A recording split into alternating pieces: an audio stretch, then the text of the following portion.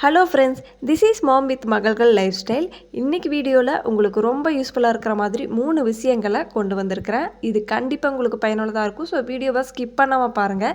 நீங்கள் நம்ம சேனலை சப்ஸ்கிரைப் பண்ணலைன்னா மறக்காமல் சப்ஸ்கிரைப் பண்ணிக்கோங்க. ஃபஸ்ட்டு பாலாடையை ஒரு 1.5 மாதமாக சேர்த்து வச்சுருந்ததில் நெய் பண்ணலான்னு சொல்லி எடுத்திருந்தேன். இது கொஞ்சம் நேரம் தண்ணியில் இந்த மாதிரி வச்சுட்டா ஓரளவுக்கு சீக்கிரமாக உருகிரும். இப்போ இது எடுத்து வச்சுட்டேன்.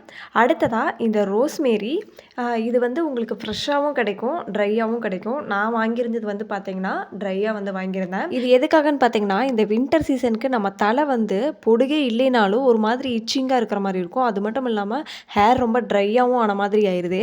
அதுக்காக தான் இதை நான் நாட்டு மருந்து கடையில் வந்து வாங்கிட்டு வந்திருந்தேன். இது சின்ன சின்னதாக வேறு மாதிரி வந்து இருக்கும். இப்போ வந்து எந்த ஒரு ஸ்மெல்லுமே வந்து இல்லை. இப்போ இதை வச்சு ஒரு ஹேர் ஆயில் ரெடி பண்ணலான்னு சொல்லிட்டு இருந்தேன். ஒரு இரும்பு கடாய் ஒன்று எடுத்து வச்சுக்கிறேன். இல்லை நீங்கள் ஏதாவது அடிகனமான பாத்திரமாக இருந்தாலும் எடுத்து வச்சுக்கோங்க. அடுத்ததாக செக்கில் ஆட்டின சுத்தமான தேங்காய் எண்ணெய் வந்து எடுத்துக்கிட்டேன். இந்த மளிகை கடையிலலாம் நம்ம நார்மலாக தேங்காய் எண்ணெய் வாங்குவோம் இல்லைங்களா, அது நீங்கள் ஒரு டைம் தலைக்கு தேய்ச்சிட்டு அடுத்த நாள் காலையில் எந்திரிச்சு பார்க்கும்போது அந்த ஹேர் வந்து ட்ரையாகவே இருக்கும்.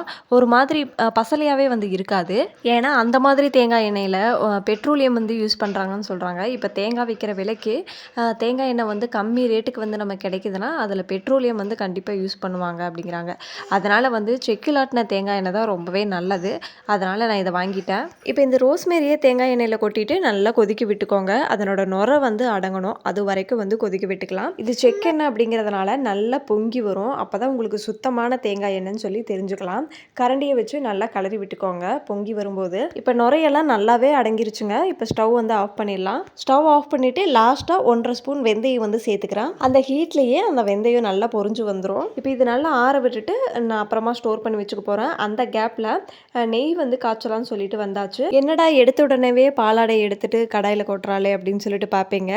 ஆமாங்க, நான் எடுத்தோன்னா பாலாடையை எடுத்து போடுறேன். இதுலேயே நம்ம நெய் வந்து காய்ச்ச போகிறோம்.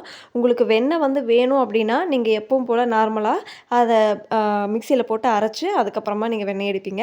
உங்களுக்கு வெண்ணெயெல்லாம் எதுவுமே தேவையில்லைங்க, நெய் தான் வேணும் அப்படின்னா நீங்கள் இந்த ப்ராசஸ் ட்ரை பண்ணி பாருங்கள். ஸ்டார்டிங்கில் நல்லா ஹை ஃப்ளேமில் வச்சுட்டு அந்த பாலாடையெல்லாம் உருகிற அளவுக்கு நல்லா கொதிக்க விட்டுக்கோங்க.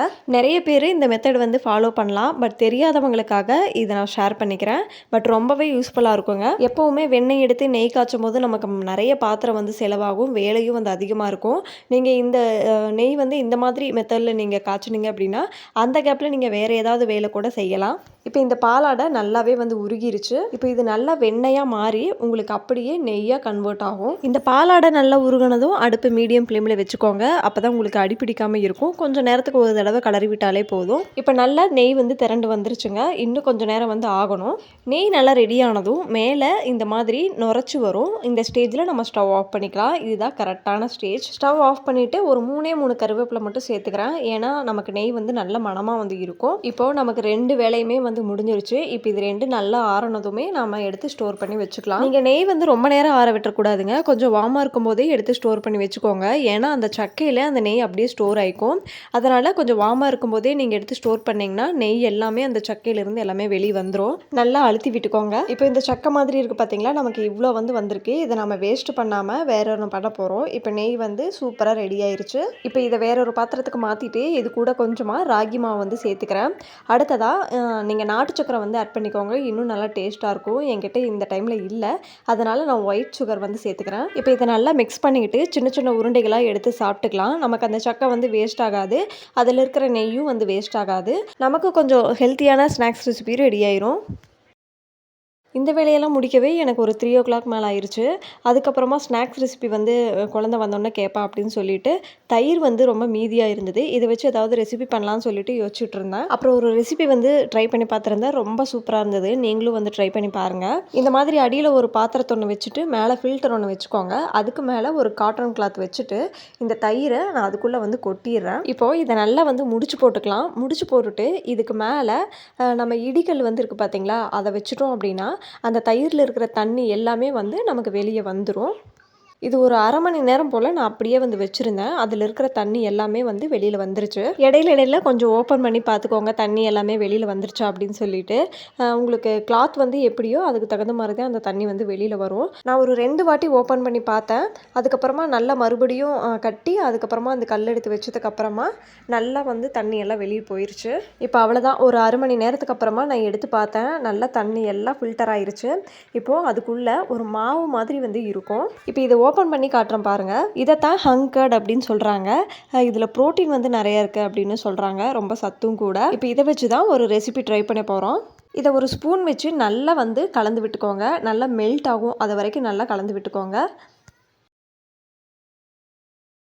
இப்போ பார்த்தீங்கன்னா சில வெஜ்ஜீஸ் வந்து கட் பண்ணி வச்சுருக்கிறேன். குடமிளகாய், ஆனியன், கொஞ்சமாக கொத்தமல்லி தழை, அப்புறம் கேரட்டு, கொஞ்சம் கார்னு, இது எல்லாமே சேர்த்து நல்லா மிக்ஸ் பண்ணிக்கலாம். அந்த கர்டில் வந்து நல்லா மிக்ஸ் பண்ணிக்கணும். ஒன்றோட ஒன்று நல்லா மிக்ஸ் ஆகணும், அந்த அளவுக்கு நல்லா கலக்கிக்கோங்க.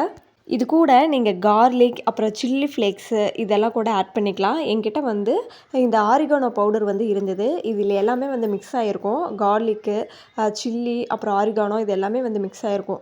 இது சேர்த்து நம்ம சாப்பிடும்போது டேஸ்ட்டு ரொம்ப சூப்பராக இருக்கும். உங்களுக்கு ஒரு வேளை வந்து இல்லை அப்படின்னா இது எல்லாமே தனித்தனியாக வந்து நீங்கள் சேர்த்துக்கலாம். இந்த ஆரிகானோ வந்து டேஸ்ட்டு வந்து இன்னும் சூப்பராக இருக்கும். அது முடிஞ்சால் வந்து ட்ரை பண்ணுங்கள். அப்படி இல்லைன்னா நீங்கள் கார்லிக்கும் சில்லி ஃப்ளேக்ஸும் வந்து யூஸ் பண்ணிக்கோங்க. இப்போ இதை வச்சு நான் சாண்ட்விச் வந்து பண்ண போகிறேன். இது கூடவே கொஞ்சமாக சால்ட்டு வந்து சேர்த்துக்கோங்க. இப்போ இதை வந்து இந்த ப்ரெட்டில் இந்த மாதிரி வச்சுக்கோங்க.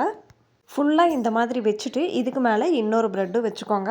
அடுத்து தோசை தவாவில் பட்டர் இல்லை ஆயில் ஏதாவது தடவிட்டு இது 2 சைடும் போட்டு திருப்பி எடுத்திங்கன்னா சூப்பரான சாண்ட்விச் வந்து ரெடி ஆயிரும்.